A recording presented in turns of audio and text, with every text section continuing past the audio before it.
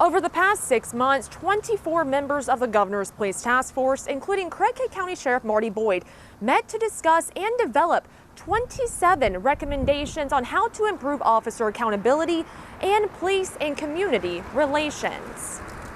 Work begins trying to make those recommendations come to life. It was a very tough 6 months that we spent meeting and having some in-depth discussions that frankly were some tough discussions at times. But we presented 27 findings to the governor that we felt would advance the state of law enforcement.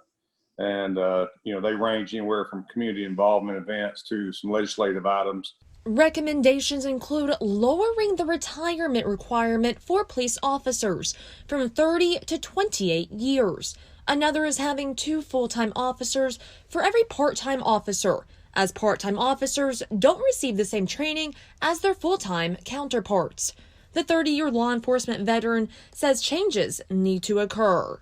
There's no one out there that wants the bad law enforcement officer off the streets more so than the good law enforcement officers. We realize that we are going to affect some departments when we make these recommendations, but we feel that the accountability part and making sure that law enforcement community is professionals and they have that accountability that, we have guidelines and we have to stay with them and adhere to them.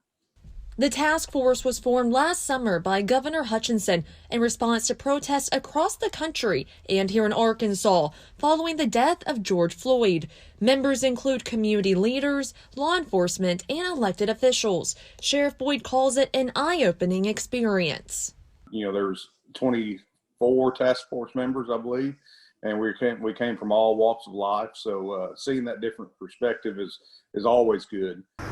Now, Sheriff Boyd says he hopes this will help bridge the gap between the community and law enforcement. Now, moving forward, the governor says he will present these findings and some recommendations during the next legislative session in 2021.